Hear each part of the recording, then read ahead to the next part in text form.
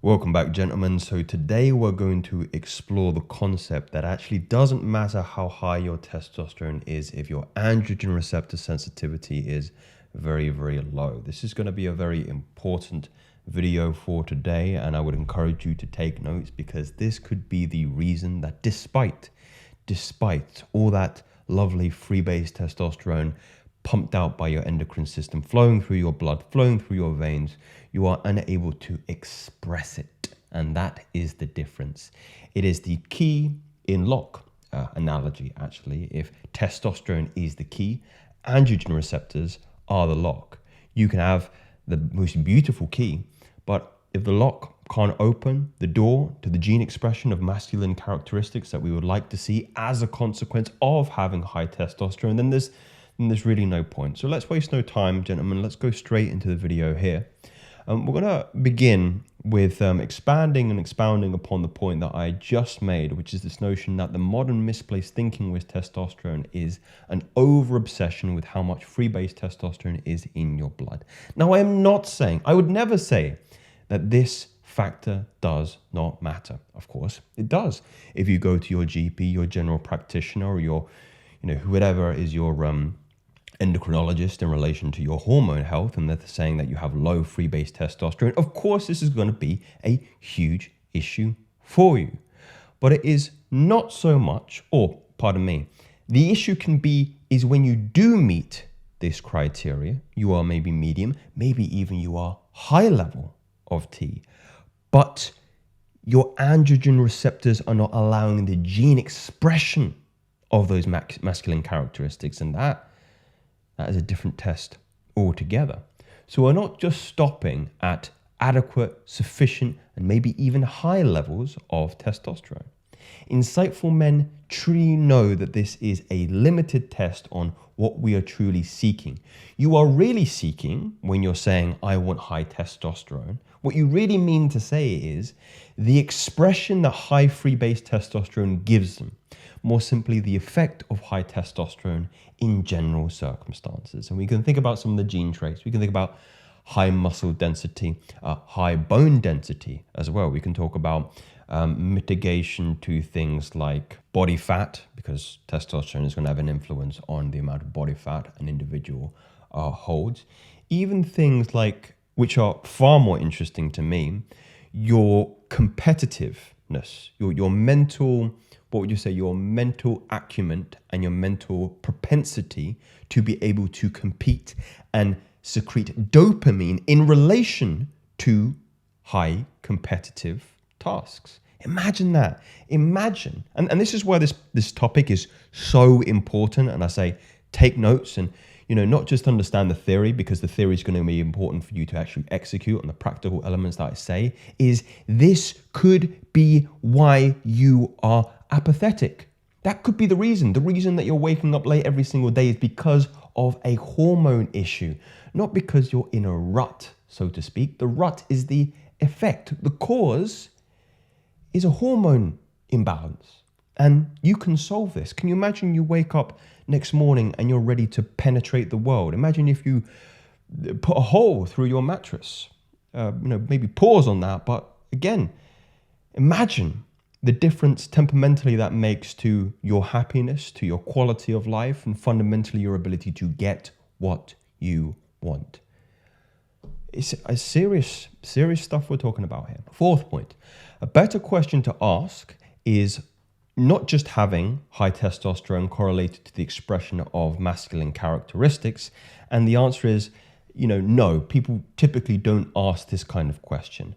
In this way, this particular video answers or asks better questions about how we can think more laterally about expression of masculine traits and masculine endocrinology. So that was the kind of preface over. Let's move on to androgen sensitivity preventing true testosterone expression. So let me just explain very briefly and in simplest terms as I can the path of how testosterone is expressed. Now this is free-base testosterone over here, you can see at the top. Now there's a difference between sex hormone binding globulin, which testosterone binds to. It's a protein basically. And it's important when you get the test that you delineate this with your doctor, because sex-binding hormone globulin does not allow for the expression of testosterone. So what we really want is free-based levels of testosterone in the blood, which can then go into the cell. This is the cell membrane here, okay? Through aromatization, it then binds to the AR, androgen receptor, okay? And then it moves into the nucleus and expresses the masculine gene. So you can see why this is a key and this is a lock analogy. You can have as many of these as you like, but if these aren't sensitive towards the keys, then you're not going to get the gene expression of masculine characteristics that we are seeking. So the order is testosterone into the cell membrane, binds with the androgen receptor, and allows for the gene expression of masculine characteristics that we want to see. The second point is masculine gene expression is what 99% of men are truly seeking when they talk about increasing testosterone levels. And this might include some of the things that we mentioned before: upregulation in muscle growth, bone density, and also pheromones like androsterol and androstenedione, which can signal to women that you are in a mating season. A little bit more on that in just a moment. And number three, the key premise is that you can have as much free-base testosterone circulating around your blood. However, if your androgen receptivity has been nuked, then you will lose the ability to turn on the genes that express those characteristics. Simply put, your input could be good, but if your output has been affected, then you won't see the results that you are seeking. Therefore, the logical question is to first subtract the environmental and lifestyle cues that are nuking your ability to express masculine characteristics through permeation of testosterone, free-base testosterone into the androgen receptors. So let's talk about it. What is preventing the sensitivity of these androgen receptors in order to optimally express masculine characteristics? Now, the number one, or a high degree of barrier that we need to overcome, which is going to be very, very challenging, even myself I find challenging, is endocrine disruptors. Our environment now is so saturated with endocrine disruptors that it's scary. It's getting to the point where even things like fertility are being impacted as a consequence of these endocrine disruptors. So we talk about BPA. BPA, plastic water bottles have enough endocrine disruptors to block up to 90% of androgen sensitivity. That is crazy. That is really mind-boggling, that concept. So BPA can have the capacity not only to block androgen receptor sensitivity, but also activate estrogen and cortisol receptors. So, not only is the presence of, we're talking about microplastics essentially blocking testosterone's ability to be expressed by the androgen receptors, but it's also making us stressed. And there's an inverse relationship between cortisol and testosterone. And also, it's upregulating estrogen in our blood. So the idea is it is not a stretch of the imagination. It is not out of pocket for me to say that this is a feminizing, that what is happening right now. BPA has a feminizing effect. And, we can talk about Alex Jones and the frogs and, I don't want to get too conspiratorial, but there's evidence of this, that this phenomenon exists and it's real. And we need to be very, very careful about how much BPA we are allowing to be permeated into our body through various portals of entry, which we'll talk about in a moment, and lifestyle changes we can make to minimize the effect of these endocrine disruptors. So we talked about cortisol. Prolonged exposure to elevated cortisol levels, especially in chronic stress situations, may lead to the downregulation of AR, androgen receptors. This means that the number of sensitivity of androgen receptors may decrease in response to high cortisol levels. Now, I always I don't laugh isn't the right word I want to say here. The response I typically get is, what can you do? We live in a high stress environment, Joseph, what can we do? You're telling me things I already know. I already know I'm stressed, so what do I do? I believe that it's no longer negotiable to ingratiate habits that activate or incur parasympathetic responses. Like the same, here's the word I would describe this. Listen to this phrase. I call this mental hygiene, or you can look at it as internal or emotional hygiene, right? Hopefully, when you finish a working day or after you go to the gym, you take a shower, right? You wash all, the sweat and grime and all that nastiness off your body. In the same way, when you come back from work and you've had a stressful day, your boss is shouting at you, or it could be any stressor, pick your stressor. You've got all that clunk, all that cortisol flowing through your blood. It is unhygienic to not have a practice that cleans that aspect of your endocrinology fundamentally. And we'll talk about what I would call mental, emotional, or internal hygiene in just a moment. Cortisol still. So this is a really interesting microbiological, endocrinological process that happens whereby resources that would normally be used to produce testosterone are diverted to cortisol production in chronic stress circumstances. So I mentioned it before. There's an inverse relationship between cortisol and testosterone. If you're making cortisol, you're not making testosterone. Yeah?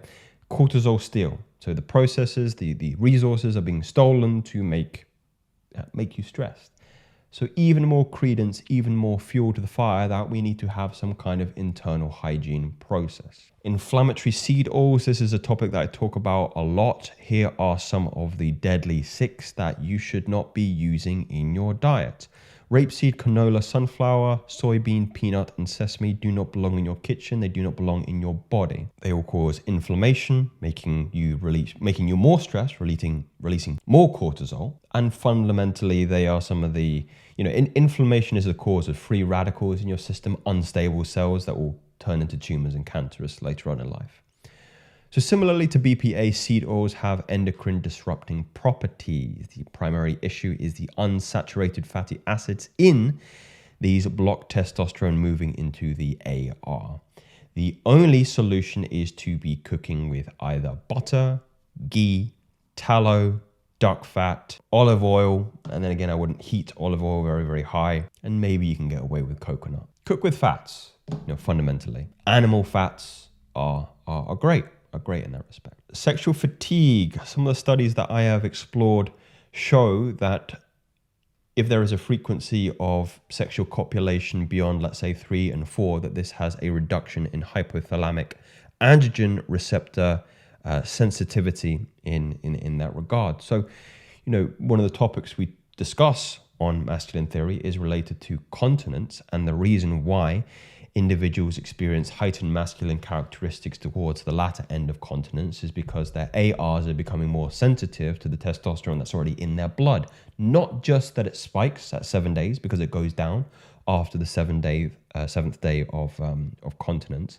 but your ARs get more sensitive. So you express masculine characteristics at a far greater rate than you would if you were sexually exhausted, let's say. So those are some of the barriers, and in many ways these allude to some of the solutions that we should be doing in order to increase the rate in which our androgen receptors are expressing the kind of genes that we want. So the first one is going to be chronic stress mitigation through emotional management, internal hygiene, and it has to be parasympathetic breathing, okay? One of the ways that you can do this is a double inhale and a long exhale. Looks like this. Long exhale. This is going to slow your heart rate down. And if you do reps of, let's say, 10 of those with a set of 3, that will bring you back into parasympathetic response and mitigate any cortisol steal that we talked about. Number 2, meditation. I'm not going to say too much in meditation. I have, actually, you can let me know if you'd like more resources, more information regarding how I meditate personally. But like I said, make this a habit, make it as habitual as washing every day. I brush my teeth, I sit down to meditate, I go to bed, I don't even think about it. I don't have to put any conscious energy or effort into that particular habit because I've stacked it in a way that is the same as if I brush my teeth. Magnesium. Now, magnesium has a tremendous relaxation effect. It's actually called the mineral of relaxation because it mitigates things like cortisol in the blood. Take something like a threonate before you go to bed, and you actually sleep better as well. And good REM sleep, good sleep, of course, is going to be tremendous for recovery and overall mitigation of stress. And also being mindful of how much caffeine that you are intaking in a day. Try to not go over maybe 2 cups, I would say, because that is going to also incur a cortisol response. And as we've established, this is not going to be good for AR receptivity. Number 2, plastic environmental screening. So we need to make sure that we are getting rid of all kinds of plastics that are in contact with food, especially things like Tupperware. We've already talked about plastic bottles, also plastic utensils and kitchen crockery. If you're using spatulas, if you're using spoons, it should all be wooden, okay? You can get away with metal, but certainly not plastic. And if you're adding heat, that's just bleeding more microplastics into the food that you are eating. You want to be thinking about the clothing that you're wearing as well. Things like cotton and wool are going to be far more healthy and AR sensitive comparatively to things like polyester, which again is plastic. And think about bed sheets as well. I mean, you spend how much time of your life in bed? You've got polyester bed sheets and all that microplastic is bleeding into your skin as you sleep. It's something to really think about. And you might think I'm being maybe finicky here and maybe a bit anal about these particular points. But here's the thing. Testosterone levels drop 1% every single year. I believe the time is long gone where we can be, finicky and particular and anal about lifestyle habits. We have to do something. And if it is as small as this, better know I'm going to do it. And I think you should do it as well. And when you're chucking out the Tupperware, make sure you substitute for something like glass. Again, metal is okay. Some studies about metal toxicity, but glass seems to be the best option there. Number 3, minimize sexual fatigue and exhaustion. I'm not going to go too much into the subject because I have extensive videos about how to mitigate lust, how to mitigate adult material, how to mitigate promiscuity in your life. It is not good for your AR sensitivity fundamentally, and I believe maybe indicative of a culture that is sick beyond just low T. And then 4, we also talk about resistance movements with high AR density. So we want to talk about shoulders, upper, middle, chest, and also neck areas hold the highest amount of androgen receptors. So when you're doing exercises, you want to be doing things like shoulder presses, you want to be doing incline presses, you also want to be doing shrugs for your trapezius, and also even neck curls as well, because a high degree or high, let's say, amalgamation of AR receptors are actually in the, the sternoclavicular muscles that are involved in neck flexion and also neck extension as well. And this is actually why, if you've ever done or ever seen anybody who has taken anabolic steroids, the things that grow the quickest are the areas with high AR density. Traps, shoulders, necks, upper chest get swole very, very quickly. Gentlemen, all of these are going to be in my new book, which is going to address testosterone, androgen receptor sensitivity, also pheromones as well, because some of these are going to have an influence on your ability to attract women at the level nature intended you to attract, because fundamentally you are embodying the masculine principle. And studies have shown that women, especially during ovulation, meaning they're more at their peak of fertility, will always prefer characteristics of men who have high testosterone, secreting things like androsterol, androstenedione, masculine characteristics of high T, such as brow ridge, such as ramus length. All these bits and pieces I will cover extensively in the book that I'm writing at the moment. But if there's any other free game that you guys would drop, because I believe as men, we need to fundamentally support each other, because it seems like big corporations, big industry, big pharma is not looking after our hormone health in this respect. Please drop those comments down below. And these aren't theories, these are facts. Speak soon.